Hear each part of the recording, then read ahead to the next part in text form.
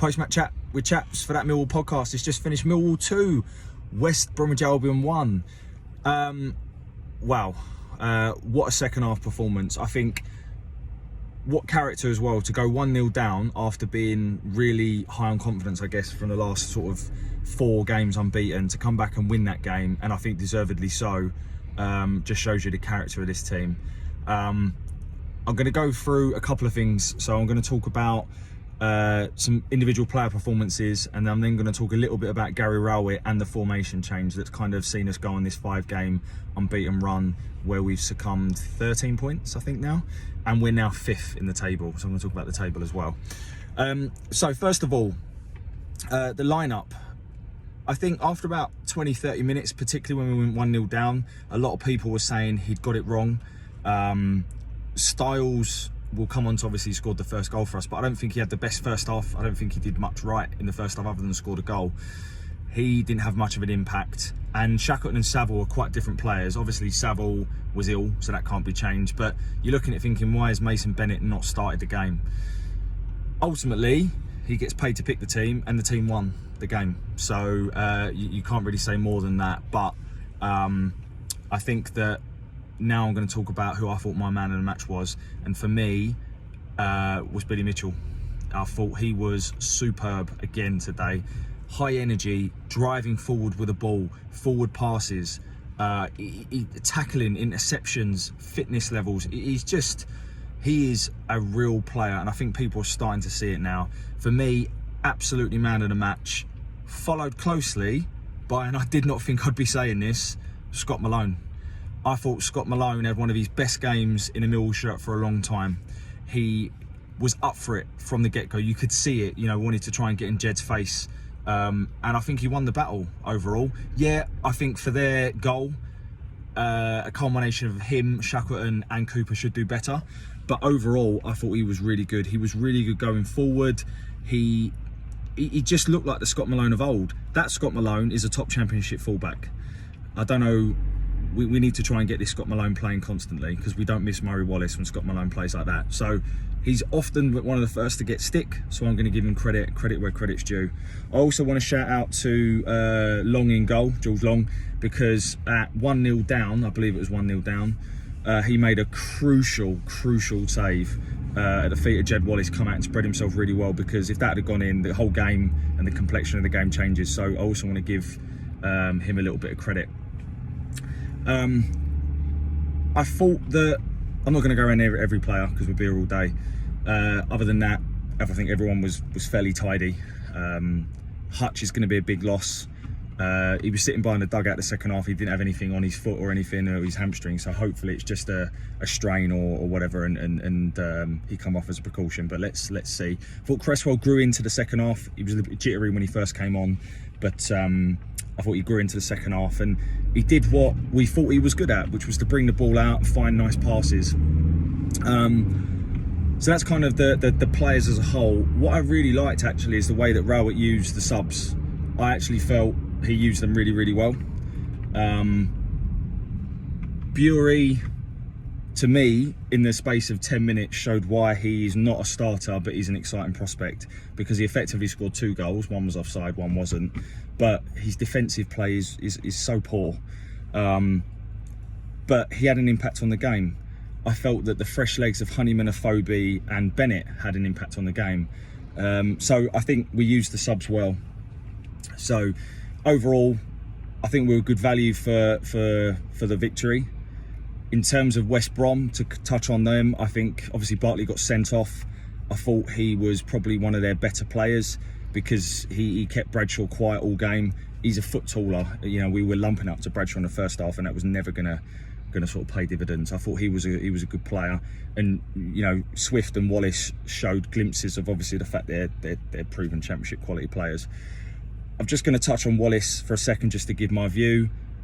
I felt what should have happened is he should have got dog's abuse for 90 minutes, and at the end we clap him, he claps us, everyone gets on with it. To me, he ruined that with his celebration. Did I expect him to completely not celebrate? No. But did I expect him to go over the top like he did? Also no. I don't think, to me, he tried to make it all about him and be the pantomime villain, and I think it backfired on him massively. So obviously he's not going to be watching this video, but Jed, I think you really messed up there, mate, and I think for a lot of fans you've ruined your legacy. I still think you will go down as one of the best Millwall players for the last 10 years, but I think you've messed up there. He probably don't really care, and he's never going to watch this, so I don't know why I'm saying it, but there you go. So the second point I want to make is about Rowett. So when Rowett came in, he quite quickly adopted a 5-2-3 formation, or 5-3-2, whatever, 5 at the back. That's the key point, and it worked. And for those of you that have been supporting us for the last sort of 10, 15, 20 years, quite a few managers have tried to play 5 at the back. I remember one game away at Reading where I'm sure we were 3-0 down after 20 minutes when we tried to play 5 at the back. I don't know if it was Holloway might have been the manager then, I can't remember, and Webster being hooked off after about half an hour. So he came in, he had a clear tactical strategy of what he wanted to do, what he wanted to play, and it worked for a while. And it worked for quite a long period. And ultimately, when you look at the facts, 3 top half finishes, including taking us to, taking us to the last game in terms of whether we get in the playoffs or not last year. It was never going to happen, but still, facts are the facts. You can't argue with that on paper. About 6 games ago, in one of my post-match reviews, I said we needed a change. At the time, I wasn't explicitly saying the manager. I was saying we needed a change. It was personnel, formation, whatever. We needed to change the way we were playing. It was clear for me that the players not lost interest or weren't playing for the manager, but they weren't totally invested in what we were trying to do.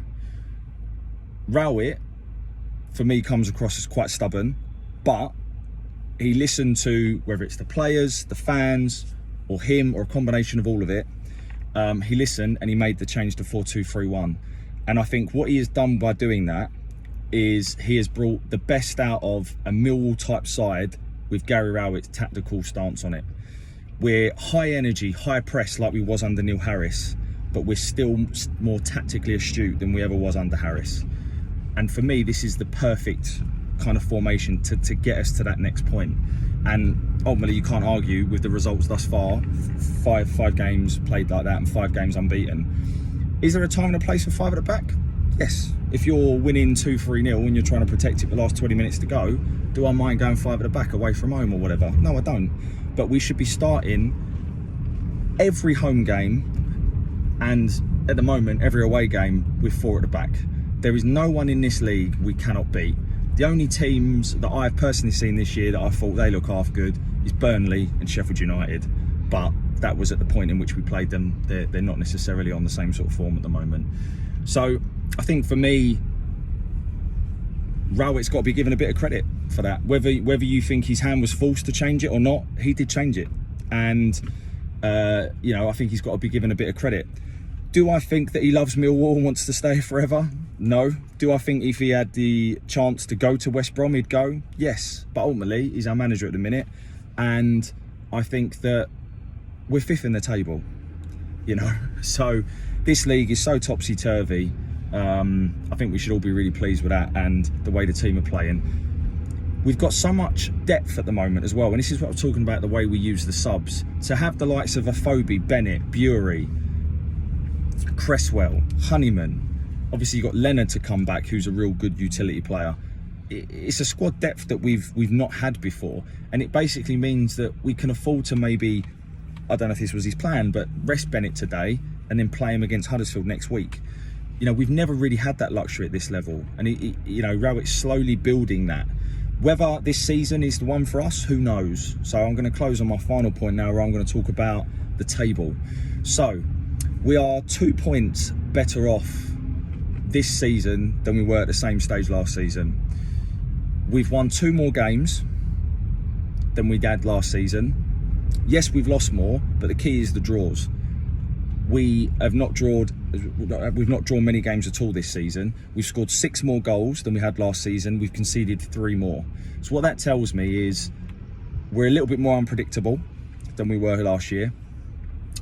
And if you was to kind of extrapolate this current form out for the full season, we're 5th in the league now, and that would continue into the end of the season. And we know usually we finish stronger. So I think we're in a really good position. And the next 3 games we've got Huddersfield, Birmingham and Hull, you know, we should be looking at those games at 3 teams that I think we're better than, and we should be looking for a minimum of 6 points. So, and if we can do that, we should be able to solidify our position in the top 6 as we kind of approach that halfway mark, and certainly before the World Cup. I think the kind of other thing I wanted to mention on the league table is that there's only 2 teams that have won more games than us this season, and they're both in the top 2. So the league's wide open, and if we can keep everyone fit, keep playing with the same intensity, same passion, which is so evidently different from the previous 6 games, I honestly think we've got a real chance this season. Not getting too carried away, because ultimately we won with a last minute goal today against a team that had 10 men for the last sort of 10-15 minutes. So I'm not getting too carried away, but let's not get too high when we win, let's not get too low when we lose. And let's enjoy it. You know, this is what we all come to the game for. So everyone enjoy your Saturday. Thank you very much for listening. Please do like and subscribe to the channel. And yeah, bye for now.